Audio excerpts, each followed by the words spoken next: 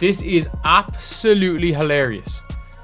Am I the only person that thinks this is hilarious? I'm trying to. Is this the only time we've ever seen a situation like this happen, where a player has been suspended, not for a game, for a half? She's suspended for a half. I don't think I've ever seen anything like it.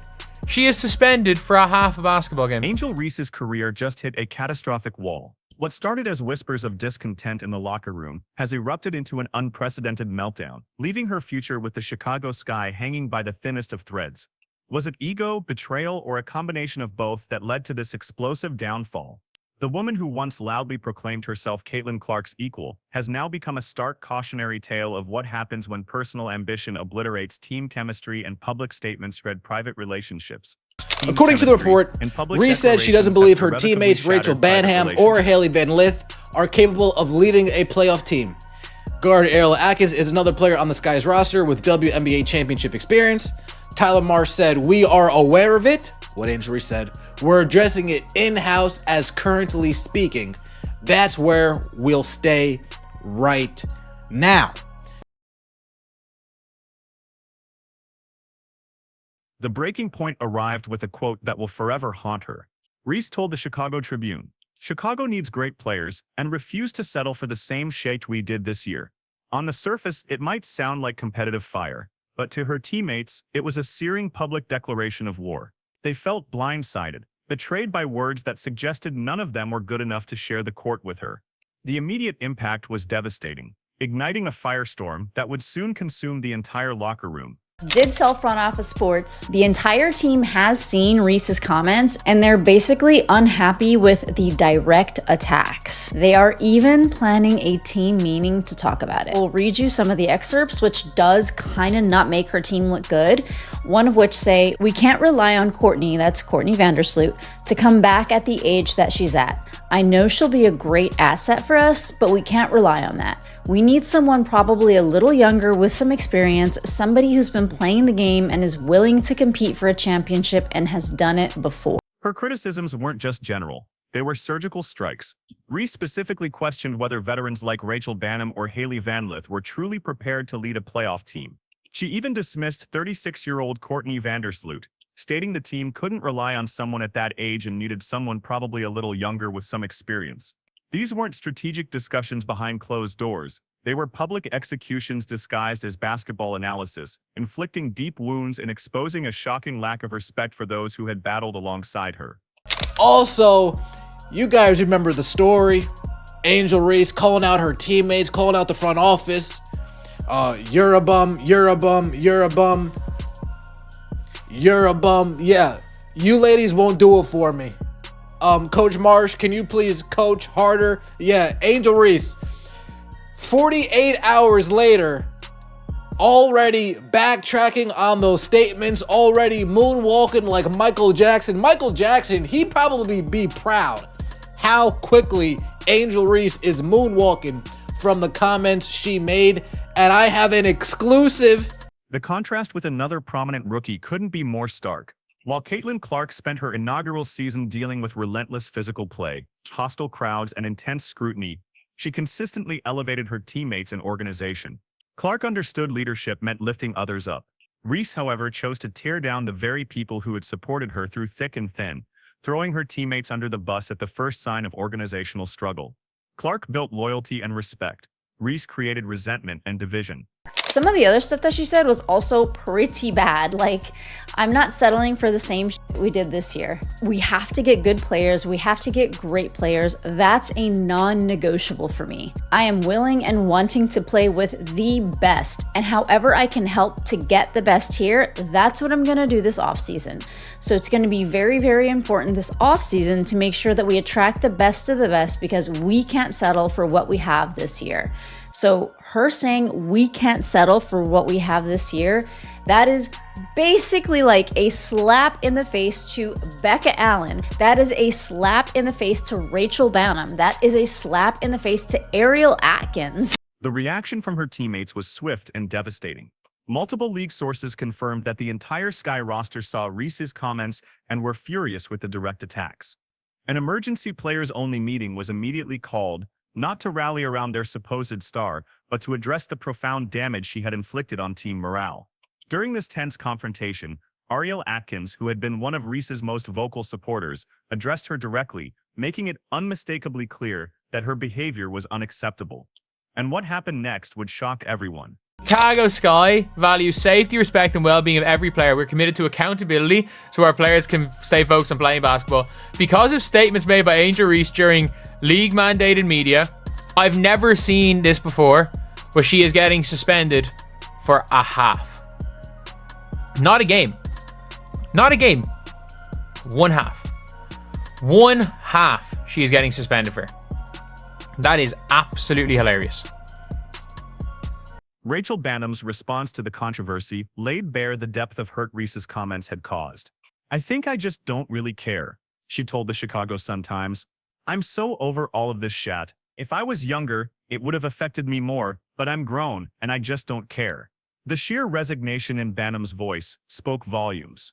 It wasn't just about basketball. It was the raw realization that someone she had supported had publicly declared her inadequate, ambushing her without warning. To be here for the rest of my career, but if things don't pan out, obviously I might have to move in a different direction and do what's best for me. And listen, I totally get that, because if you are somebody with a lot of star power, you don't want your career just like rotting away in a place, especially the Sky. The GM, Jeff Pagliocca, he absolutely sold the Sky's future. He traded away draft picks for this like win now mentality. And who he drafted? Now, I don't want to speak bad about Hailey Van Lith, but she has not had a mentor to actually mentor her to be any proper type of point guard. So she's kind of been flying in the dark. She hasn't exactly proven her worth in the Even Ariel Atkins, a steadfast defender of Reese through previous controversies, unequivocally supported the organization's decision to suspend their star player. "Ownership handled it how they see fit," she stated. "They have full support from our team." When asked if she had been in contact with Reese since the explosive team meeting, Atkins revealed she hadn't. This telling admission signaled the complete and utter alienation of even Reese's strongest allies within the locker room. But that wasn't the whole story. The Chicago Sky's response was unprecedented in its severity. While the initial half-game suspension might have seemed mild on paper, sources within the organization hinted that this was merely the tip of the iceberg, the beginning of disciplinary action that could ultimately see Reese removed from the team entirely. The franchise released a stern statement, emphasizing their commitment to accountability and ensuring players could stay focused on playing basketball, a clear indication that Reese's relentless drama had become an intolerable distraction. This is the reason I have spent the last few years referring to the WNBA as a dump. This is the reason I don't feel bad when I refer to the WNBA as a toxic turd. Not only have they damn near ruined their opportunity with Caitlin Clark, the dump diver they chose to support, the pretend basketball player they have spent the last 2 years begging you to support. They desperately want her to be accepted. They are desperate to make her a star. Not only has she been rejected by normal people, Angel Reese is now being rejected and potentially kicked off of her own team. Coach Tyler Marsh, reportedly caught completely off guard by Reese's public statements, later confirmed that the suspension was an organizational decision that came from the top down. The sheer fact that team management felt compelled to discipline their leading rebounder and supposed franchise cornerstone spoke volumes about the gravity of the damage to team chemistry. When your own coaching staff and front office publicly rebuke you, it's an undeniable sign that your time with the organization is rapidly coming to an end. Elizabeth Williams, one of the team's veterans, attempted to put a positive spin on the situation, suggesting Reese obviously doesn't want to disrespect us. However, even she couldn't avoid acknowledging that the comments represented a profound failure in leadership and communication. The reality was stark. Reese's own teammates were left scrambling to provide damage control in the media, a glaring testament to how completely she had lost control of the narrative and herself. Angel Reese, earlier in the week, in an interview, threw her Chicago Sky teammates under a bus and then ran the bus over them and then backed up the bus, bouncing over them again, and then proceeded to drive over them one more good time just to be sure that their carcasses were no longer twitching. It was one of the most me, selfish ass interviews I've ever heard from any athlete trashing her very own team.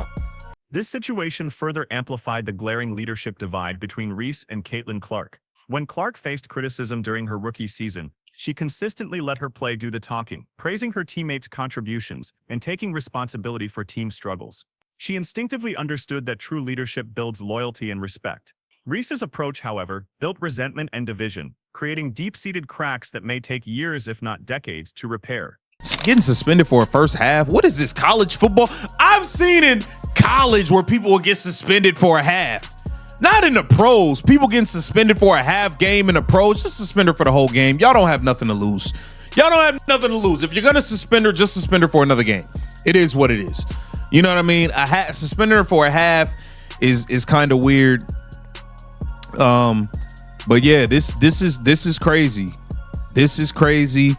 The timing of Reese's comments couldn't have been worse. With the Sky already eliminated from playoff contention and languishing with a dismal 10-30 record, the team desperately needed unity, leadership, and a collective sense of purpose.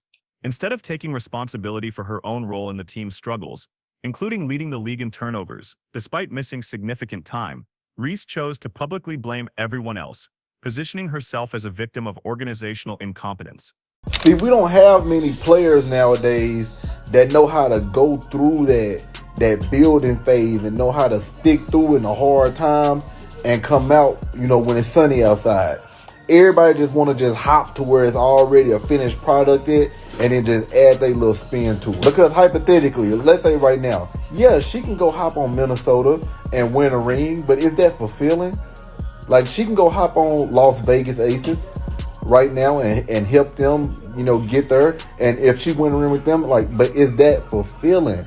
Because now it's just like you just ring chasing, which everybody should want to win a ring. But it's like, come on, at what cost? Like, winning a ring is The aftermath of Reese's comments exposed the true depth of dysfunction she had created. When seasoned veterans like Rachel Banham openly admit they're over all of this shade, it's a damning indictment of the toxic environment Reese's behavior had fostered. These are professional athletes who have dedicated their careers to basketball, yet they were being forced to contend with unnecessary self-inflicted drama because their teammate lacked the grace or maturity to handle adversity.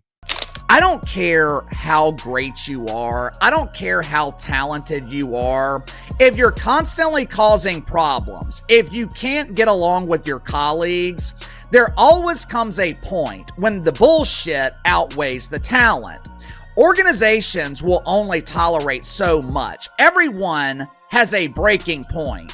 You can't be a pain in the ass. You can't ostracize your teammates while being a huge embarrassing failure. You can't be a problem when you can't win a damn game. Even Reese's attempted apology only exacerbated the crisis. Instead of taking full responsibility for her undeniably hurtful comments, she resorted to claiming they were taken out of context and misconstrued. These classic deflection tactics only served to show she still didn't grasp the gravity of what she had done. Her teammates weren't upset about context or interpretation. They were devastated that someone they had supported had publicly declared them inadequate while subtly threatening to leave if the organization didn't replace them with better players.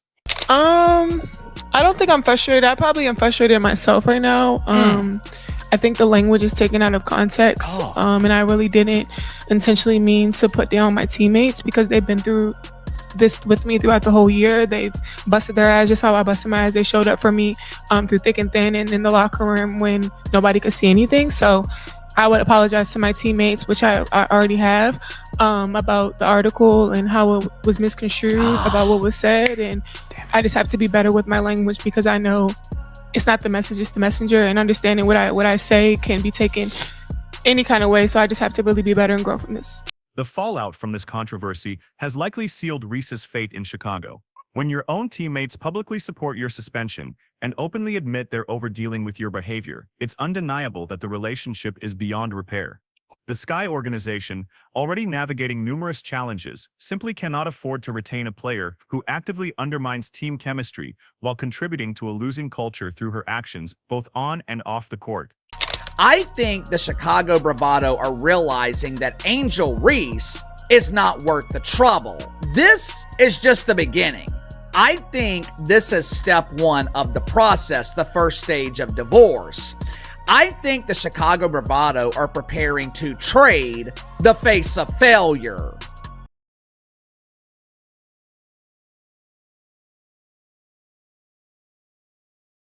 This entire situation represents a complete failure of leadership and character that transcends mere basketball performance. While Caitlin Clark faced similar adversity during her rookie season and responded by elevating everyone around her, Reese chose to tear down her teammates, while positioning herself as the sole solution to problems she herself helped create.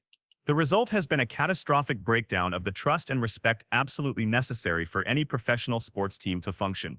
The Chicago Sky's decisive action to discipline Reese sends an unmistakable message about organizational values and acceptable behavior.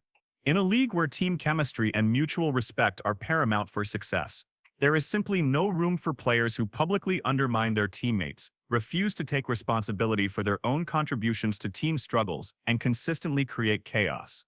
Reese's actions crossed a line that even a struggling organization cannot ignore, regardless of her individual statistics or purported star power.